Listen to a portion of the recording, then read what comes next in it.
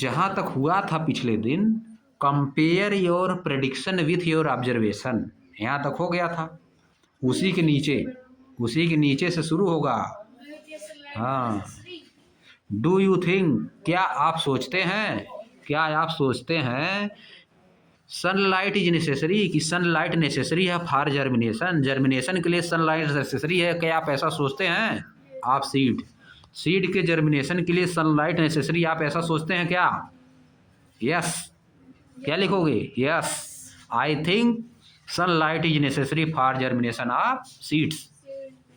Do the seeds in all parts receive air, क्या सभी बर्तन में जो बर्तन है उसमें सबको एयर मिली? वाटर मिला सबको। एंड सनलाइट, क्या सब में मिला एयर, वाटर और सनलाइट? नहीं मिला। Is there any part in which air is not available to the seed, क्या कोई ऐसा पार्ट है, बर्तन है जिसमें एयर अनअवेलेबल है, यानी एयर उपलब्ध नहीं है? इफ सो, यदि ऐसा है, वाई इज नॉट अवेलेबल, तो क्यों नहीं अवेलेबल है? What happens to the seed in the part where water is provided in excess, उस सीड के साथ क्या हुआ जिसमें वाटर बहुत एक्सेस है, वाटर जिसमें बहुत ज़्यादा है, उसमें सीड के साथ क्या हुआ? जर्मिनेट नहीं हुई। Which seeds receive both air and water, कौन सी सीड्स है जिसमें एयर और वाटर दोनों है? Identify the parts where you can notice the germination of seed, उस पार्ट को आइडेंटिफाई करिए जिसमें सीड जर्मिनेट हुई है, आगे आ जाओ। Do your observation match with your prediction, क्या आपका ऑब्जर्वेशन आपके प्रडिक्शन से मैच कर रहा है? जो आप अनुमान लगाए हैं, क्या आपका ऑब्जर्वेशन उससे मैच कर रहा है? देख रहे हैं सही वही हो रहा है prediction? Right possible reason in favour of your observation, अपने ऑब्जर्वेशन के फेवर में क्या करिए? रीजन लिखिए। किसमें? टेबल 10.2 में। बेस्ड ऑन योर ऑब्जर्वेशन, आपके ऑब्जर्वेशन के आधार पे state the condition which favour seed germination, seed germination के लिए कौन सी चीज़ आवश्यक है, कौन सी चीज़ फेवर कर रही है, सीड जर्मिनेशन को कौन सी चीज़ फेवर कर रही है, यानी कौन सी चीज़ सहायता दे रही है, उस कंडीशन को लिखिए, बताइए। अब देखो, which of the following are essential for seed germination, कौन सी चीज़ आवश्यक है सीड जर्मिनेशन के लिए? कौन सी चीज़ आवश्यक है? एयर, वाटर एंड सनलाइट, कौन सी आवश्यक है? सब आवश्यक है कि नहीं? All. Compare the available condition in each part, प्रत्येक पार्ट में जो कंडीशन अवेलेबल है उसको क्या करिए? कंपेयर करिए। Germination of beam seeds require the light amount of water and air, seed का जर्मिनेशन के लिए क्या आवश्यकता होती है? लाइट अमाउंट, राइट अमाउंट मतलब सही अमाउंट, राइट अमाउंट मतलब सही अमाउंट, सही मात्रा चाहिए वाटर और एयर की। Why do seeds require these condition for germination, seed को क्यों आवश्यकता होती है इन कंडीशन की? जर्मिनेशन के लिए सीड को क्यों आवश्यकता होती है? Do you think that the absence of one or more of these condition will affect seed germination, क्या आप ऐसा सोचते हैं कि इन चीज़ों में से किसी भी चीज़ का अगर अब्सेंस हो जाए, यानी कोई चीज़ ना रहे, अनुपस्थित हो जाए, तो क्या सीड के जर्मिनेशन पे इफेक्ट पड़ेगा? कोई इफेक्ट पड़ेगा, सीड जर्मिनेशन प्रभावित होगी। लेट अस अंडरस्टैंड, आइए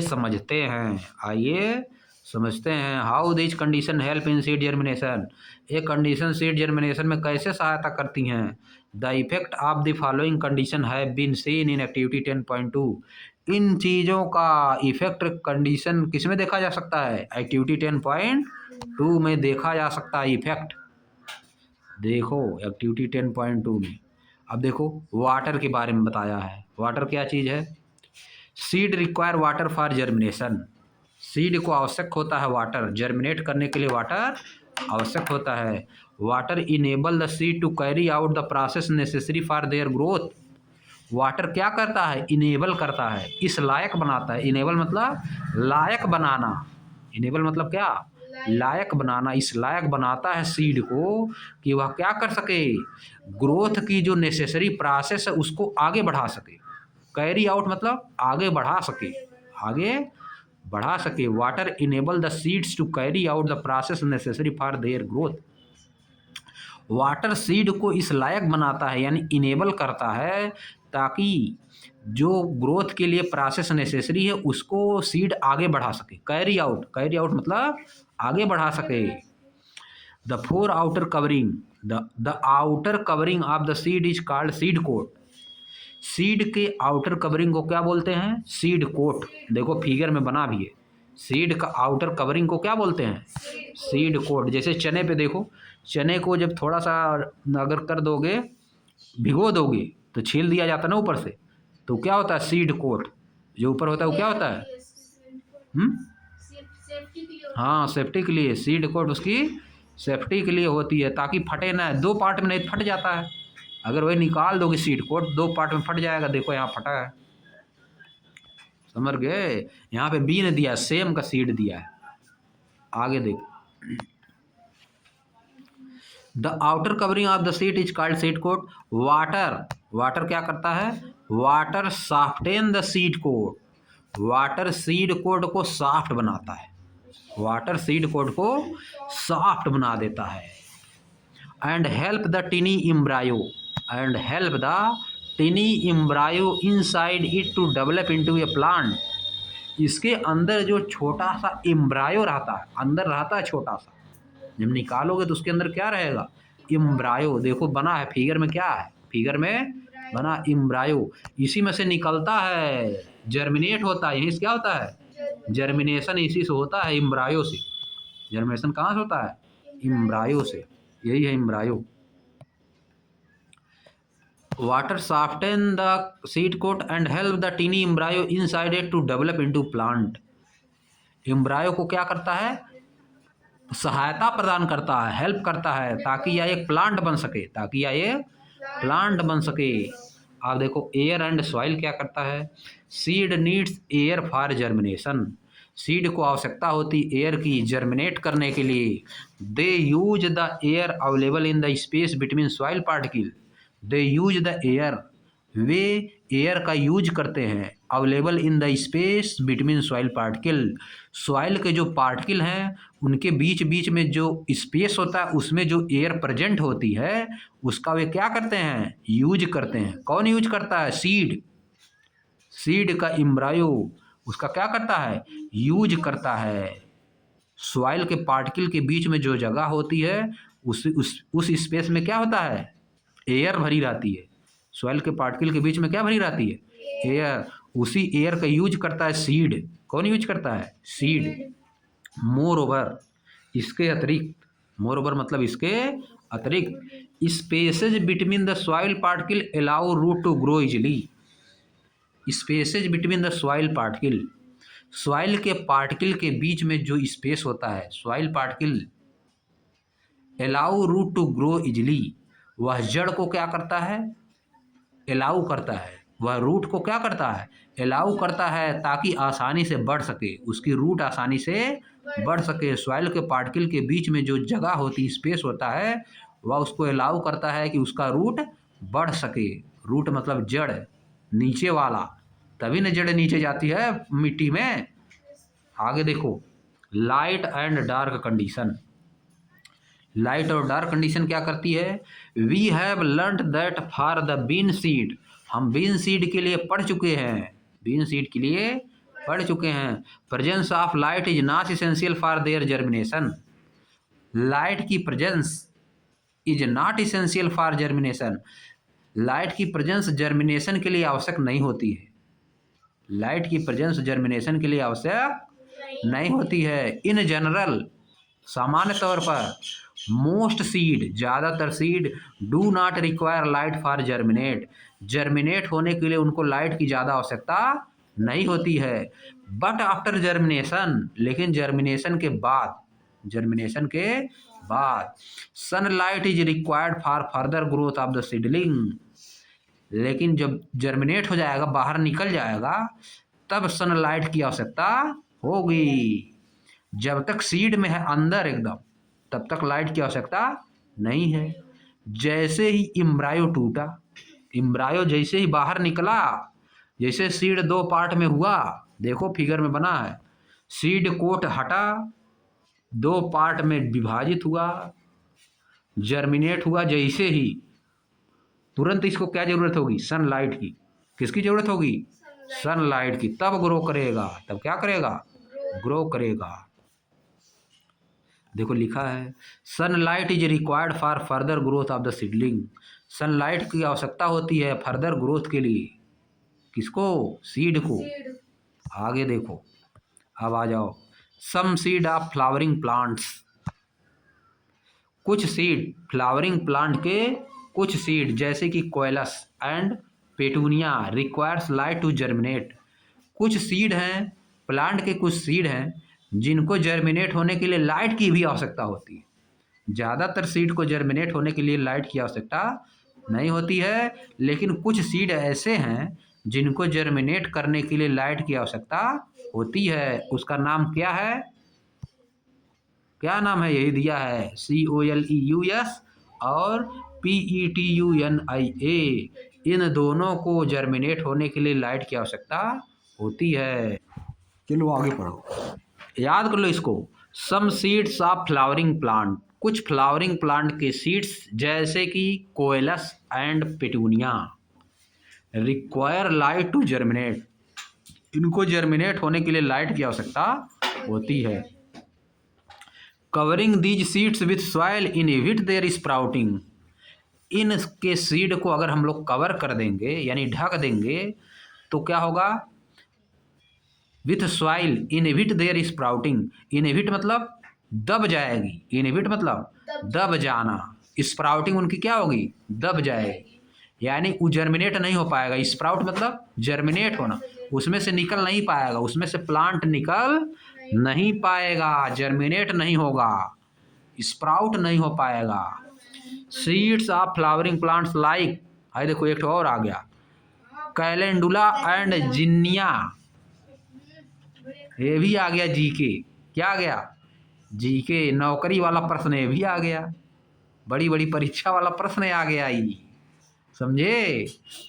इसी से आता है, सभी लोग नाम सुने ही नहीं रहते। कोयलस और पेटूनिया नाम है, नहीं सुने रहेंगे,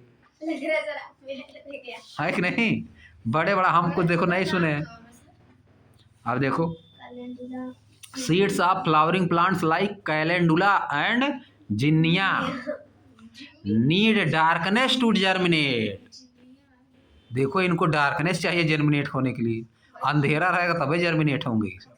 बड़े खतरनाक लोग है कि नहीं? ये अंधेरा कायम वाले हैं, किलमी सब है कि नहीं? These seeds should be covered with sufficient soil. इनकी सॉइल से इनको ढक दिया जाता है। क्या किया जाता है? ढक दिया जाता है, कवर कर दिया जाता है, सॉइल से पूरी तरह ढक दिया जाता है, तब जर्मिनेट करेंगे। अब देखो एक प्रश्न ये भी आ गया, which of the following seeds need darkness to germinate. हाँ जीके में पूछ सकते हो, है नहीं? Name, tell me the name of the seed which need darkness to germinate. Which need darkness to germinate. Calendula and zinnia, calendula and zinnia. और जिसको light की रिक्वायर होती है वो कौन है? कोयलस और पेटूनिया। जिसको डार्कनेस की जरूरत होती है वो कौन है? Calendula and zinnia. आगे आ जाओ, क्या है आगे? इन द चैप्टर, किस चैप्टर में? Mindful eating. एक चैप्टर था माइंडफुल ईटिंग, उसका नाम था a path to a healthy body, a mindful eating a path to a healthy body. You have learned, आप सीख चुके हैं। उसमें क्या सीखे हैं? Human beings need balance diet for good health and proper growth. अच्छे हेल्थ के लिए और प्रॉपर ग्रोथ के लिए बैलेंस डाइट की आवश्यकता होती है। बैलेंस डाइट क्या होता है बताओ? जिसमें सब एकदम बराबर रहेगा, विटामिन, कार्बोहाइड्रेट, फैट, प्रोटीन, जिसमें सब मिलेगा। ऐसा भोजन जिसमें सब हो उसको क्या बोला जाता है? Balance diet. कौन सा भोजन है जिसमें सब मिलता है? हिंदी में बोला जाता है संतुलित आहार। संतुलित आहार, बैलेंस डाइट, समझ गए? दूध में बहुत सी चीजें पाई जाती हैं लेकिन एक आध चीज नहीं पाई जाती। क्या चीज नहीं पाई? अरे बैलेंस डाइट मतलब सब मिला खाया जाएगा कि एक खाली दाल भात खाओगे तो थोड़ा ना बैलेंस डाइट होगा, समझ गए? खाली दाल चावल खाते हो क्या? भाई खाता खाली दाल चावल लग रहा है। दाल चावल तो जबरदस्ती दाल खाते हैं। हाँ। दाल चावल सब्जी रोटी दूध फ्रूट और क्या सलाद सब खाओगे नहीं खाते रोज। तब जाके मिलेगा बैलेंस डाइट। आगे देखो सिमिलरली इसी तरह से जैसे आदमी की आवश्यकता होती है, सिमिलरली मतलब इसी तरह से plant too need favourable condition and nutrients for their proper growth and development. Similarly मतलब आदमी की तरह ही प्लांट को भी क्या आवश्यकता होती है, फेवरेबल कंडीशन चाहिए और क्या चाहिए, न्यूट्रिएंट चाहिए। फेवरेबल कंडीशन और न्यूट्रिएंट चाहिए प्रॉपर ग्रोथ और डेवलपमेंट के लिए। What are other condition do you think would affect seed germination? और सी कौन सी कंडीशन है जो आप सोच सकते हैं सीड जर्मिनेशन को अफेक्ट करती है? In activity 10.1 what are the characteristic of living being which made your place plants in living beings? What are the characteristic of living being? Characteristic क्या है लिविंग बीइंग का? Which made you place plants in living beings, जो कि आपको बनाती हैं कि plant को भी आप उसमें रखिए, लिविंग बीइंग में रखिए। लिविंग बीइंग की क्या कैरेक्टरिस्टिक है जो हमको बताती हैं कि प्लांट भी लिविंग बीइंग है? Do plant show growth in activity 10.2? क्या एक्टिविटी 10.2 में प्लांट ग्रोथ दिखाता है? Yes. Are there any other characteristic of living being that this plants show? क्या और कोई दूसरी कैरेक्टरिस्टिक है जो प्लांट्स दिखाता है? ग्रोथ दिखाता है, भोजन बनाता है कि नहीं? ग्रोथ भी है, डेवलपमेंट भी है, ये सब है। Let us study another characteristic that can be seen clearly in plants. आइए दूसरी कैरेक्टरिस्टिक पढ़ते हैं जो कि प्लांट में स्पष्ट रूप से दिखती है। क्लियरली इन प्लांट मतलब स्पष्ट रूप से। वो क्या है? ग्रोथ एंड मूवमेंट, ग्रोथ और मूवमेंट। अब यही बंद, कल होगा।